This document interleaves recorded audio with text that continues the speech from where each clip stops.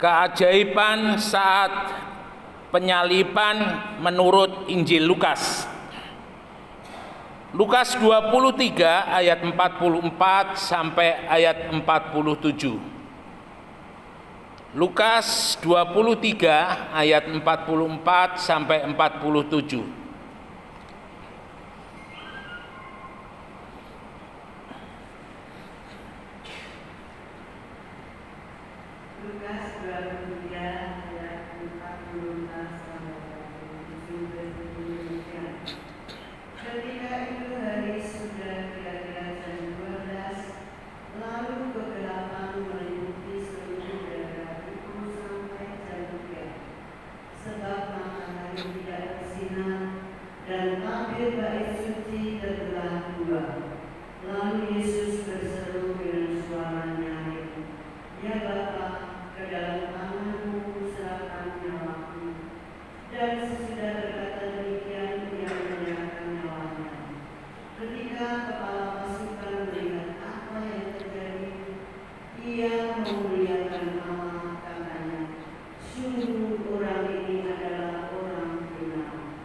Ya, terima kasih. Bapak, Ibu, Saudara, kalau kita mengingat peristiwa daripada penyaliban Tuhan Yesus, itu adalah satu peristiwa akbar, satu peristiwa yang luar biasa.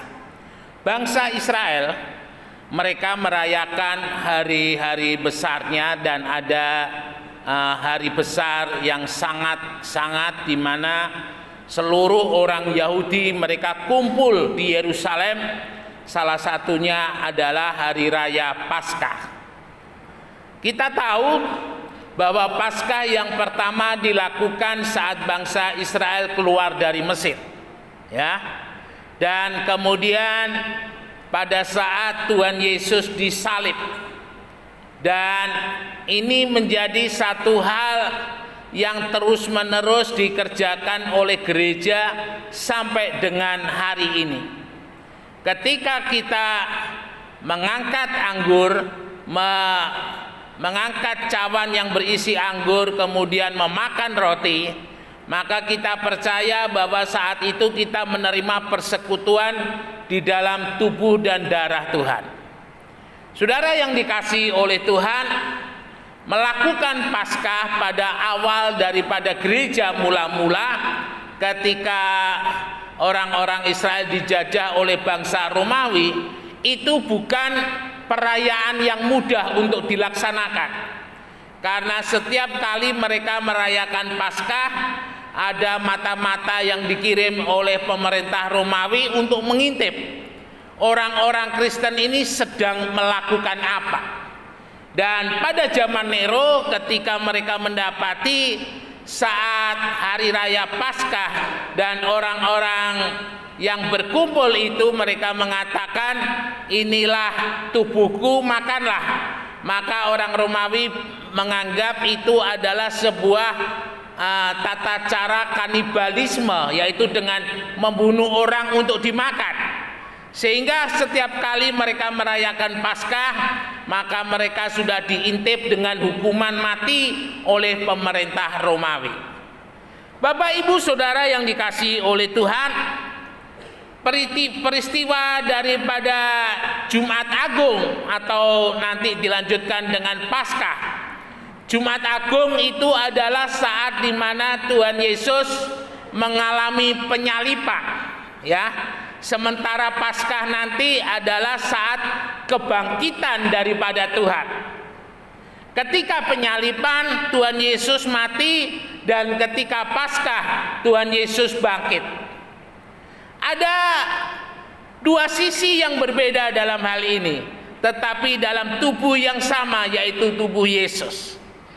Dalam satu wawancara yang sudah saya bagikan, seorang reporter dengan Bapak Yusuf Roni mengatakan bahwa yang mati itu adalah manusianya, ilahinya kekal. Nah, pagi hari ini kita akan sama-sama melihat bagaimana ketika kematian Yesus itu tidak hanya sebuah kematian yang biasa, tetapi adalah sebuah kematian yang mengubah dunia. Tadi sudah dibacakan bahwa ketika penyaliban Tuhan, jadi kalau Bapak Ibu Saudara ke Israel, Golgota, tempat penyaliban daripada Tuhan, ada banyak versi. Tetapi saya yang paling setuju itu yang ada di dalam gereja. Sebenarnya gereja itu di bawahnya lagi masih ada ruangan. Dan kebetulan pada saat itu lagi direnovasi ketika saya ke sana, dan saya coba jalan sampai dengan lantai yang di bawah. Tidak ada siapa-siapa, yang ada di bawah itu hanya ada beberapa pegawai. Dan saat itu saya memang melihat ada satu bentuk ini ya, bekas daripada tonggak sesuatu yang ditanam di sana. Dan ternyata ketika beberapa waktu yang lalu saya melihat di televisi bahwa tempat itu adalah tempat yang diyakini tempat di mana Tuhan Yesus disalibkan. Jadi ketika Tuhan Yesus disalibkan, maka tempat itu menjadi tempat persimpangan banyak jalan. Jadi ketika orang akan ke Yerusalem, keluar ke Yerusalem, ada banyak jalan yang melalui tempat itu. Dan di tengah-tengah jalan itu adalah tempat di mana biasa dilakukan penyaliban, supaya semua orang tahu dengan penyaliban yang dilakukan untuk memperingatkan supaya mereka tidak melawan pemerintah Romawi. Jadi penyaliban itu pada dasarnya adalah salah satu hukuman yang dilakukan oleh pemerintah Romawi supaya membuat orang jera, membuat orang takut kepada pemerintah Romawi. Dan keberadaan daripada Yesus itu disamakan dengan orang-orang yang berdosa pada saat itu. Karena saat penyaliban daripada Tuhan, Tuhan disalib bersama dengan dua orang penjahat. Kalau yang namanya penjahat disalib itu adalah penjahat yang sudah top, sudah kaliber. Dan Yesus disamakan dengan penjahat yang paling jahat. Itu satu hal yang luar biasa. Nah, Bapak Ibu Saudara yang dikasihi oleh Tuhan, pada saat penyaliban Tuhan, ternyata Tuhan tidak sekedar disalib. Ada banyak peristiwa yang terjadi pada saat Tuhan disalib.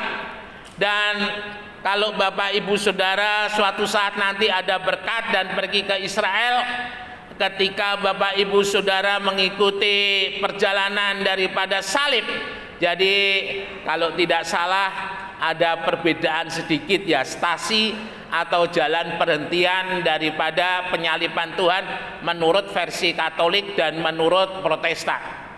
Tetapi itu bukan menjadi sebuah masalah yang urgent.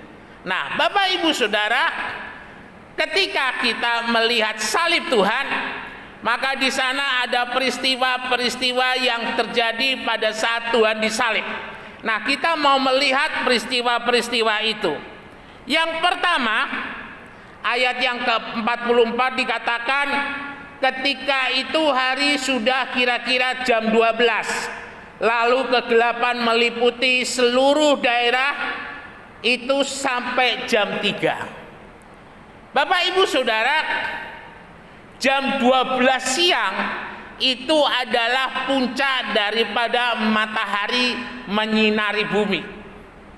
Tetapi pada saat penyaliban Tuhan, jam 12 siang ada kegelapan yang menyelimuti bumi. Ada satu hal yang kontras, ya. Bagaimana yang seharusnya ada siang, tetapi justru yang timbul adalah malam. Dan tidak main-main, kegelapan itu sampai kurang lebih jam 3. Jadi artinya 3 jam lebih kurang tempat di mana Tuhan Yesus disalib ada kegelapan.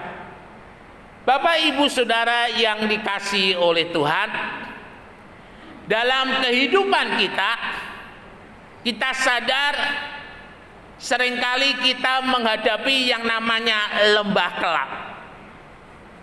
Lembah kelam, lembah yang gelap. Dan kalau yang dinamakan lembah itu adalah sebuah curam begitu ya, dan kita ada di bawahnya. Ketika saya di Bajawa beberapa waktu yang lalu, itu ada tempat namanya Wolobobo ya. Tempat itu adalah bekas daripada Gunung Merapi yang meletus sehingga ada cekungan yang luar biasa dalamnya. Itu kira-kira kalau saya kurang lebih kalau saya lihat itu hampir 20 meter cekungan itu, mungkin lebih itu cekungan itu. Dan ketika orang kalau jatuh di bawah dia nggak bisa apa-apa. Nah, lembah kekelaman itu adalah seperti sebuah jalan, tetapi kanan kirinya itu ada bukit. Dan yang namanya lembah kekelaman itu adalah sebuah lembah kematian.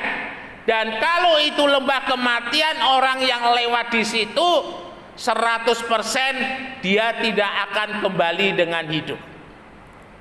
Bapak Ibu Saudara, menarik, ketika Yesus disalib, boleh saya katakan ada di satu lembah, ada di satu tempat yang gelap. Hal ini menunjukkan bahwa ketika Bapak Ibu dan Saudara dan saya dalam kehidupan ini mengalami yang namanya lembah kelam, yang mengalami satu kegelapan, kita tidak pernah sendiri. Bangsa Israel ketika keluar dari Mesir, tiang awan menyertai mereka pada saat malam hari. Tiang api menyertai mereka saat malam hari. Supaya apa? Supaya bangsa Israel boleh melihat jalan, supaya bangsa Israel boleh melihat terang. Dan itu yang mau Tuhan tunjukkan di dalam kehidupan kita. Hanya dengan menerima Tuhan Yesus, maka kita akan mendapatkan terang. Dengan menerima Tuhan Yesus, maka kita akan terbebas, terlepas dari yang namanya lembah kelam dalam kehidupan. Bapak Ibu Saudara yang dikasihi oleh Tuhan, kita ingat ketika Ishak diperintahkan oleh Tuhan untuk pergi ke Gerar. Gerar pada saat Ishak diperintahkan oleh Tuhan adalah satu tempat yang lagi mengalami musim panas yang paling panas ya. Jadi kalau saudara perhatikan musim yang kita alami, ada waktu di saat tahun-tahun tertentu itu panasnya luar biasa, keringnya itu luar biasa. Dan itu yang dihadapi oleh Ishak ketika Tuhan memerintahkan dia di Gerar. Saudara, saya yakin ketika Ishak mulai membayangkan Gerar, Ishak tidak membayangkan satu tanah yang subur, satu tanah yang banyak rumput, satu tanah yang banyak tanaman. Tetapi yang ada di benaknya Ishak, Gerar saat itu adalah Gerar yang tandus, Gerar yang sama sekali tidak memberi kehidupan. Dan Tuhan katakan, kamu ke sana, aku akan menyertai kamu. Kata-kata aku akan menyertai kamu menunjukkan bahwa Ishak ketika di Gerar tidak pernah sendiri. Bapak Ibu Saudara ketika mengalami yang namanya lembah kelam, mengalami yang namanya kegelapan, Bapak Ibu Saudara tidak sendiri. Tuhan ada bersama-sama dengan kita. Immanuel, Allah yang menyertai kita, tidak pernah meninggalkan kita sama sekali. Saya ingat ketika di Hulu Mahakam tahun 90, ketika pulang itu hujan deras ya, hujan angin deras dan gelap sekali di tengah-tengah Hulu Mahakam. Itu lebar sungainya mungkin bisa sampai sekitar 25 meter. Satu tempat yang luas, satu sungai yang dalam yang banyak buayanya ya kalau boleh saya katakan. Nah, saat itu kami sedang turun dari Hulu Mahakam ke Samarinda. Dan di tengah perjalanan tiba-tiba nakodanya ini bingung. Dia tidak tahu karena di situ ada sebuah putaran, apakah jalan kita ini menuju hulu atau menuju hilir. Jalan kita itu menuju ke Samarinda atau berputar kembali lagi ke pedalaman. Dan sehingga dia perahunya diberhentikan sejenak, lalu kemudian dia mulai melihat airnya itu turun atau tidak. Dan ketika dilihat airnya turun, maka dia bilang, wah ini aman Cak. Kalau panggil saya itu Cak, orangnya orang Banjar ini, kapten kapalnya. Cak, kita sudah airnya turun, berarti kita sudah benar Cak. Nah Bapak Ibu Saudara, dalam perjalanan kehidupan kita, Tuhan adalah sebagai sebagai satu petunjuk yang akan menuntun di dalam kehidupan kita. Kita tidak tahu ketika jalan itu menuju kemana, tetapi ketika Tuhan menyertai, maka Tuhan akan menuntun. Tuhan adalah sebagai kompas yang akan membawa kita keluar dari lembah kekelaman. Jadi artinya setiap kehidupan kita orang percaya, apapun yang terjadi dalam hidup ini, sekalipun kita dalam lembah kelam, biarlah kita tidak pernah melepaskan tangan kita dari genggaman tangannya Tuhan. Karena ketika kita memegang tangannya Tuhan, maka Tuhan akan menuntun kita keluar dari sana. Ya.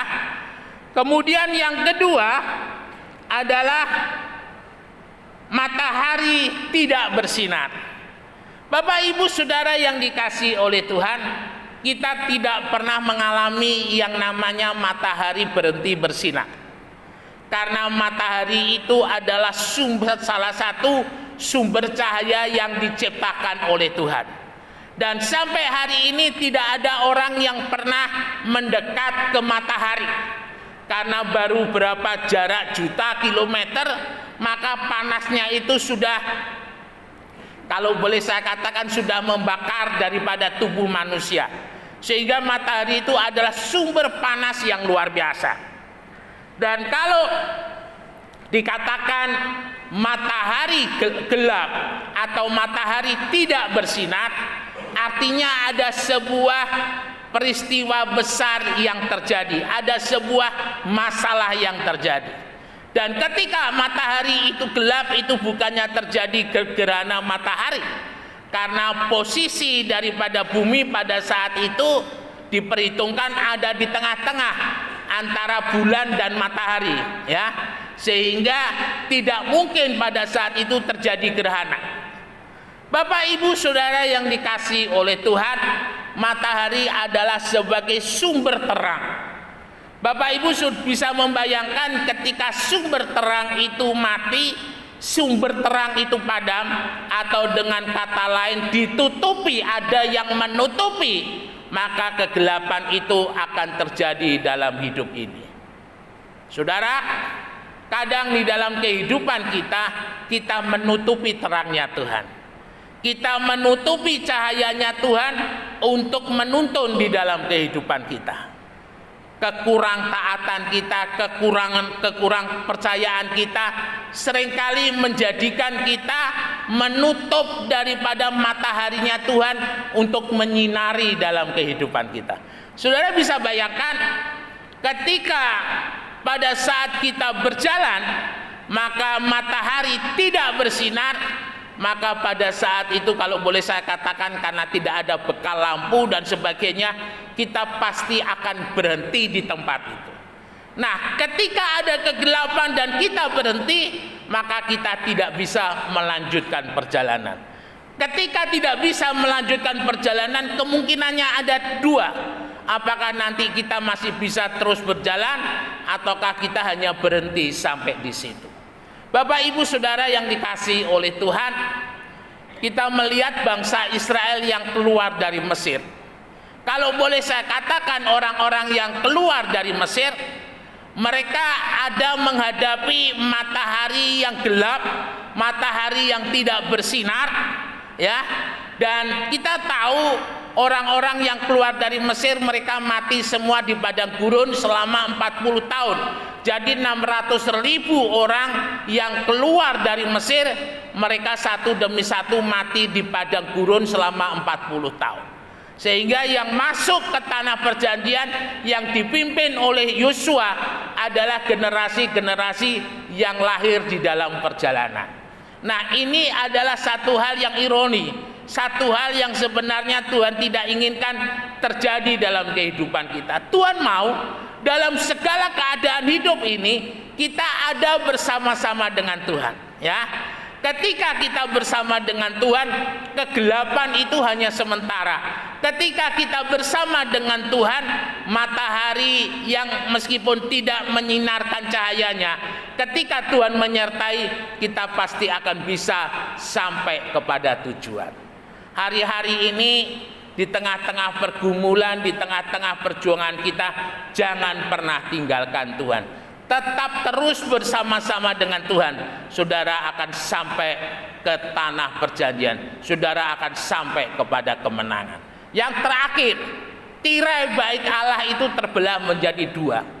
Saya tidak pernah tahu panjang dari bawah ke atas yang memisahkan ruangan kudus dan ruangan mau kudus itu ada tirai. Tirainya itu entah berapa puluh meter panjangnya, tetapi itu sangat panjang sekali. Bapak Ibu Saudara, maksud daripada tirai itu ditutup adalah supaya orang yang dari ruangan kudus tidak bisa melihat apa yang ada dalam ruangan Maha Kudus. Yang ada di ruangan Maha Kudus itu hanya mezbah dupa, itu hanya mezbah Tuhan yang yang dibuat pada zaman Salomo dan terus ada pada saat zaman Musa itu dibuat, dan itu yang akan menuntun daripada bangsa Israel. Jadi mezbah Tuhan atau tabut perjanjian itu yang menuntun bangsa Israel. Kita ingat ketika bangsa Israel menyeberang sungai Yordan, maka imam yang membawa tabut Tuhan itu diperintahkan untuk berada paling depan. Dan ketika kaki imam itu menginjakkan ke sungai Yordan, maka sungai itu terbelah dan bangsa Israel boleh berjalan di tempat yang kering. Nah, Bapak Ibu Saudara, tabut Tuhan itu tidak bisa dilihat, tidak bisa disentuh, ya. Mungkin Bapak Ibu ingat, mungkin pernah nonton juga ya salah satu film Indiana Jones. Itu salah satunya mereka mencoba mencari tabut Tuhan. Mereka mencari tabut Tuhan bukan kagum, bukan apa, karena melihat emasnya yang begitu besar, yang begitu berat, itu nilainya entah berapa juta US dollar itu kira-kira. Nah, Bapak Ibu Saudara, dan ketika tirai itu hanya bisa dibuka oleh imam besar setiap 1 tahun sekali dengan membawa korban pendamaian. Itu imam masuk, dan ketika imam masuk ke dalam ruangan Maha Kudus dengan tabut Tuhan di sana, ada tali pengikat yang mengikat daripada imam besar. Dan ketika terjadi sesuatu hal di dalam ruangan Maha Kudus, maka tali itu akan ditarik dan membawa keluar imam besar. Tetapi hari ketika Tuhan Yesus disalib, tirai itu terbelah. Saudara bisa bayangkan, beratus-ratus tahun tirai itu tidak pernah terbuka. Artinya apa yang ada di ruangan Maha Kudus itu tidak bisa dilihat oleh semua orang. Hanya imam yang bisa melihat, imam besar yang bisa menyentuh. Tetapi hari itu ada satu hal yang Allah izinkan. Tidak ada lagi pembatas antara Allah dengan manusia. Tidak lagi pembatas antara ruangan kudus dan ruangan Maha Kudus. Semua bisa menyaksikan, semua bisa melihat, dan semua boleh bersekutu bersama-sama. Nah, kematian daripada Tuhan itu membuka tabir yang selama ini ada di dalam kehidupan bangsa Israel, yang ada di dalam kehidupan orang-orang pada saat itu, bahwa untuk menemui Allah itu adalah sesuatu hal yang impossible. Untuk boleh menjamah Tuhan itu adalah sesuatu hal yang tidak mungkin. Kita ingat ketika di atas gunung Sinai, Musa berpuasa 40 hari 40 malam. Dan itu membuat daripada wajah Musa itu bersinar seperti wajahnya Tuhan. Dan mungkin Musa penasaran, ya, wajahnya Tuhan itu seperti apa. Dan Tuhan katakan, ketika Musa melihat wajah Tuhan, maka tubuh daripada Musa itu akan bisa hancur. Dan akhirnya Tuhan menunjukkan punggungnya dan membalikkan badannya, dan Musa hanya melihat punggungnya Tuhan. Bapak Ibu Saudara yang dikasihi oleh Tuhan, tirai bait Allah melambangkan bahwa setiap kita kehidupan orang-orang percaya hari ini, kita bebas untuk menghampiri Tuhan karena korban Kristus. Kita bebas berbicara dengan Tuhan oleh karena korban Kristus. Jadi jangan sampai kita menjadi orang percaya tidak ada waktu untuk berdoa, tidak ada waktu untuk bersekutu. Tirai bait Allah sudah terbelah. Jadikan itu sebuah momen, sebuah kesempatan di mana seberapa kita boleh rindu kepada Tuhan, seberapa kita boleh mengasihi Tuhan, bawa hidup kita untuk dekat dengan Tuhan. Bapak Ibu Saudara yang dikasihi oleh Tuhan, satu hal yang boleh saya saksikan dari ibu saya maupun dari saya sendiri, bahwa ketika kita membawa hidup kita dekat dengan Tuhan, ada banyak hal, ada banyak peristiwa yang orang lain tidak tahu, kita bisa tahu. Ada banyak hal yang akan terjadi, Tuhan beritahukan kepada kita.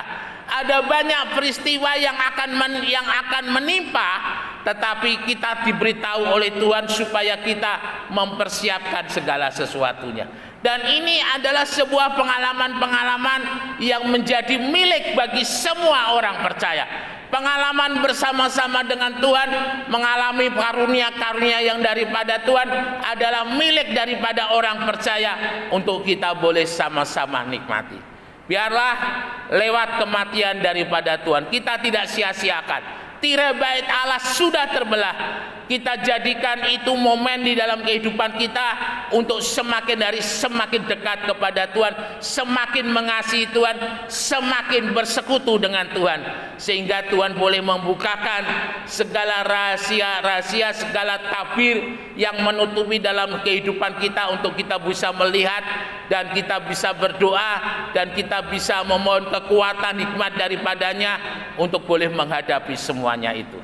Kiranya Tuhan Yesus memberkati kita, terus kita berjalan, terus kita percaya bahwa kematian Yesus telah mengubah di dalam kehidupan kita. Sampai hari Minggu kita boleh merayakan kebangkitan Tuhan. Immanuel, Tuhan Yesus memberkati, beri kemuliaan bagi nama Tuhan. Mari kita sama-sama bangkit berdiri, kita naikkan ucapan syukur di hadapan Tuhan.